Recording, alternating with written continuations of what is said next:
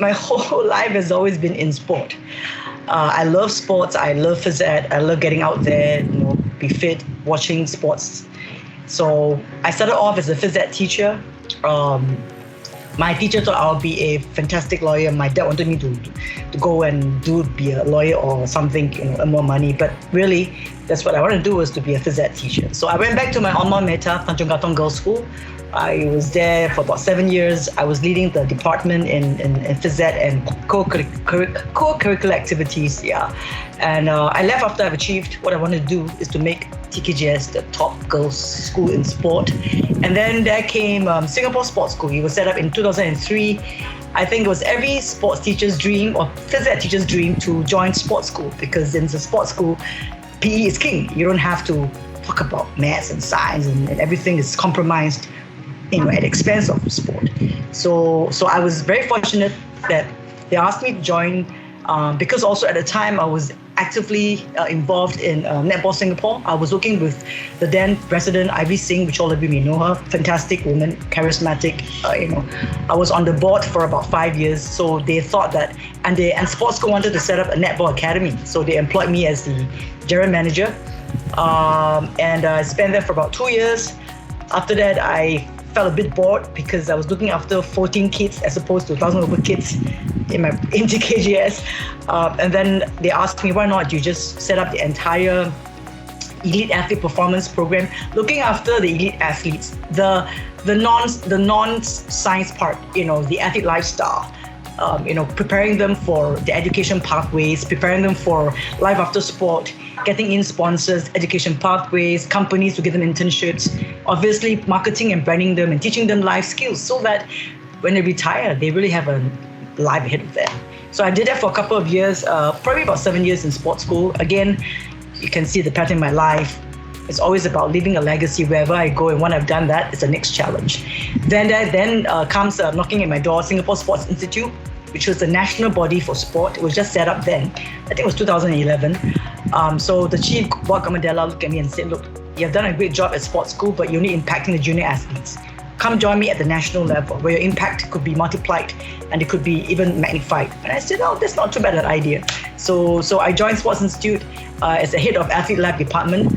Again, looking at education, flexibility, careers, life skills, and then of course Team Singapore, right? So if you have seen all those ads on the TV, on the bus stops, at the back of buses, in neighborhoods, galvanizing Singaporeans to support Team Singapore, that's the work of what we're doing. The last few years of my time at Sports Institute, I was actually doing major events. So events like WTA then, Rugby Sevens, Super League Triathlon, PTO, Standard Chartered Marathon. And that gave me a different kind of angle into sports management. And that's where I found myself in the industry of, knowing more people, sponsors, collaborators. That was quite a good turning point in my life. So yeah, here I am today. I just left Sports Singapore last year in September. Again, I felt that it was time to leave after almost 8 to 9 years there, with Athlete Live and then with major events and industry. And I was actually, maybe I shared with you before, I was actually trekking in Chiang Mai forest, taking my little break, serving my 2 months notice. And I got a call from my ex-student athlete, Tao Li, former Olympian, first ever Singapore women to actually get the 5th placing in the 100 meters fly Olympic final in, I believe, 2008 Beijing Olympics. And she asked me, what are you doing? I'm like, why did you leave and you didn't tell me? Come and join me, right? So join her, do what? Tao Li has a great vision of herself to want to internationalize swimming club, Tao Li Swimming Club, and do more things, to actually make sure that young kids start swimming from young and use that as a platform for developing the excellence mindset. So here I'm there with Tao Li Swimming Academy as a managing partner, and also enjoying myself with GSIC as the APEC ambassador. That really, it's another thing that I really enjoy. So yeah, and the last bit, probably the founder of WISE, Women in Sport for Empowerment. It's a small group of good friends getting around together, not about women issues, but just women leaders in sport wanting to do something for society through sport. Yeah, so Eric, that's my whole life in 5 minutes. I think I wouldn't say sport influences me. I think sport is just part of my DNA. So I don't, and it's been a major part of my life. Maybe I'll talk a bit more about being in a male-dominated environment. I think, yes, I think sport industry is largely, but I think it's increasing more and more women. I realized that in the last 5 years, maybe because there's more conscious, deliberate efforts to actually celebrate women in sport, right? I don't feel inferior in any sense when I talk or present. I think more when sometimes I feel that when you work with the alpha males, right, especially in the stat board, there are a lot of military people there, and they don't like sometimes dissenting voices, especially from women, and they think you are too hard. They think you are a bit too aggressive, right? But if it's probably said by another man, they probably can accept it better. I think that's very unconscious, but I feel it. I feel it. So I think that's something that's not fair. But it's DEI, right? It's not just about women. It could be color. It could be whatever. So I think the greatest challenge for me, especially in a stat board setting where I've been in most of my time, as a phys ed teacher, there's no problem because I was in a girls' school and most of the teachers are females, right? There was no problem. In sports school, there wasn't a problem. It was only in a stat board like Sport SG, I feel that because of the fact that, it's a government thing, right? A lot of the military leaders have been parachuted into these organizations. And I think a lot of them feel insecure, or they feel that when a woman like me is very vocal and speak her mind, they do unconsciously discount us. And sometimes when it comes to appraisal, they kind of look at it like, yeah, she's not really like people oriented, which I think is not really true. I think this is something very close to my heart. That's what we're doing in WISE. That's what we are doing with GSIC, right? I think three points. One, I think we need to raise the visibility of women in sport, celebrating their achievements, so that people can see that this can be done. And therefore I can aspire to be the next CEO, the next founder, the next GM, the next director. So I think raising the visibility of women is very important. And like what many people say, generally women do not like to talk too much about themselves compared to men, right? You go to interview, the men say everything is good, I'm great, and the woman's like, I think I can do it, right? So I think a lot of women need that confidence, need that role model, need that awareness to know that many people have done that. So raising visibility of women in sport, it could be through conferences, panels, just letters, live stories, whatever, all the marketing platforms. I think the second one is very important, mentoring. That's why I'm so passionate about the GSIC mentoring programs. And Eva is a big fan, and I'm so grateful for her for believing in this, right? Because I think through that one-to-one, I call it companionship, mentoring, that encouragement is so precious. Right? Because at those big platforms, you kind of get it, and then you go back to your own life. But at mentoring, you are touching lives at a personal level, not just in terms of sharing your expertise, your experience, but most importantly, sharing that vision that you can be greater than who you are. So I think mentoring is very important. And I think thirdly is obviously workplace practices, right? That to really it should be part of what they do. It shouldn't be add-on, therefore it's DEI, it shouldn't be that. So I read somewhere, talk about nowadays, there is a lot of emphasis, but I think it helps a lot if workplace sees women as equal and they deliberately put in programs that do that.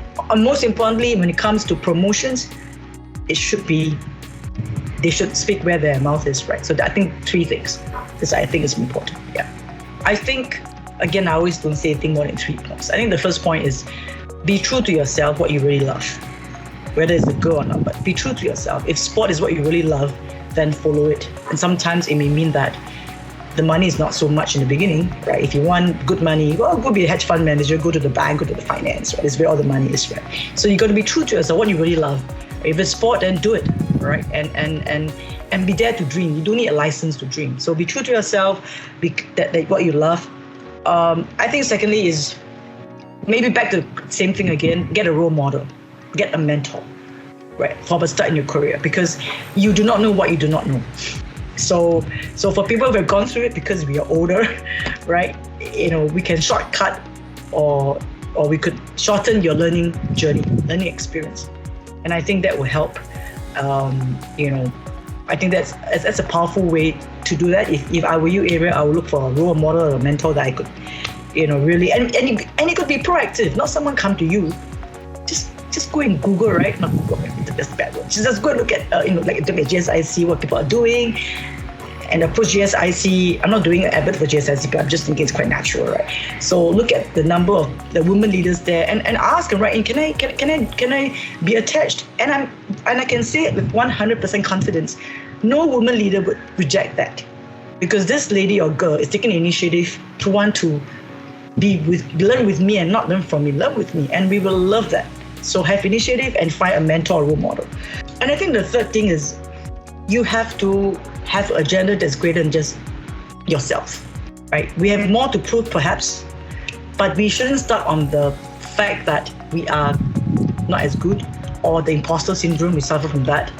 I think we got to have an agenda that's bigger than ourselves. When people, because I believe anything that's larger than yourself, which is like agenda that is of for the greater good, whether it's for the environment that you believe in, whether it's for educating kids, or whether it's empowering through technology, if you believe that, and people then, I think maybe will kind of dissolve the fact that you're a woman.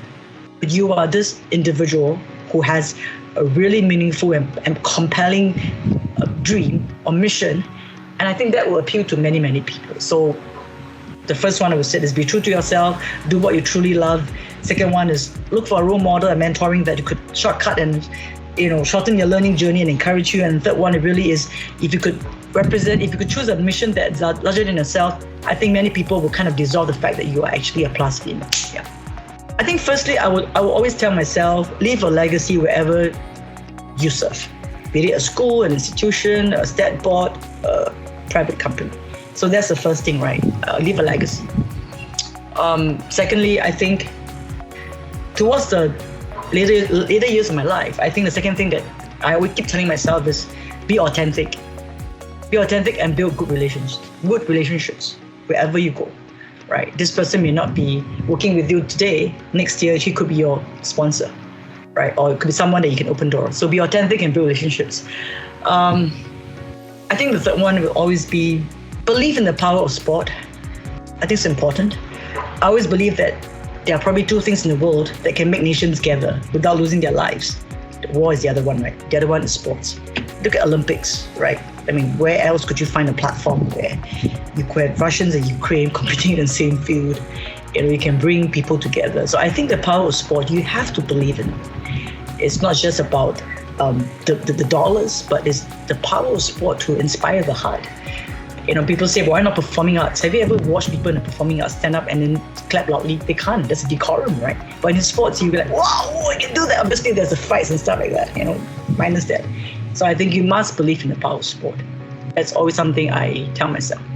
Not other thing, but yeah. And again, sports can be, and the power of sports not in itself to inspire, to empower. And it's something that obviously the most important thing about power of sport, I think, is the ability to develop the excellence mindset. Yeah. I think lastly, understand that sports can be mixed with music, entertainment, and use that, So I think that's what I believe in. Yeah. The 2015 SEA Games, right? When Singapore hosted it after so many years. Actually, I have two, so maybe I'll do the SEA Games, right? And when you see that, oh my God, actually Singaporeans are coming out to watch the games. Obviously, we do give some free tickets, right? But that's part of life. But a lot of them went to watch, and they were supporting Team Singapore athletes, and we obviously broke the record. So I think that was amazing for me to be part of that experience, right? And the second one must be Joe Schooling winning the gold medal. No one beats that, right? So, and I remember that day we were all watching all the sports people with the Singapore Aquatics, and there was a few ministers there, right? So we were all there, and I had a personal relationship with May Schooling, Colin. They are my good friends, and Joe, I knew him when he was 14 years old, and I think that day, I think every coffee shop, the ape and the uncles were all watching. They may not know about sport, right? And everybody was almost glued. And my friends who never do sport, it's like, wow, what is this, right? So again, the power of sport to inspire is amazing, right? And I think obviously we were glued, and actually those of us who are close, we know that he had a really good chance. But it's like 0.01, and he was at the peak. So when he finally touched it, I think we all went mad, and we sang the anthem as one, and that was amazing to me. And obviously when you see the power of that victory, to inspire so many kids to take up swimming. We have, oh my God, countless inquiries for I don't know how many months after that. So that to me is the most memorable. That the ability of sport to inspire one nation, that's the most precious. I think the first question is very clear, right? More than 50% of the world are women or less. And if you do not harness the power of women, you're losing half of productive capacity. And that's what Michelle Obama said, right? And I shared at the summit. So that's very clear. Why we need to raise visibility of women, right? To enable the greater flourishing of human potential. That's it. Well, women's sports globally and in APEC. That's what GSIC is doing. That's what the US is doing. I would use, again, three things. One is the capital C, collaboration. There needs to be a lot of collaboration with a single vision. And I understand that there's not a zero-sum game, right? Because the world is too small not to collaborate. So I think that is very important, whether it's between two different institutions across the land, across the sea, or whether it's between two national governments. I think collaboration and understanding that it's not a zero-sum game. And I've used the example, right, that intellectual capital is not something that if you have it, I cannot have it. We can have it together and multiply it.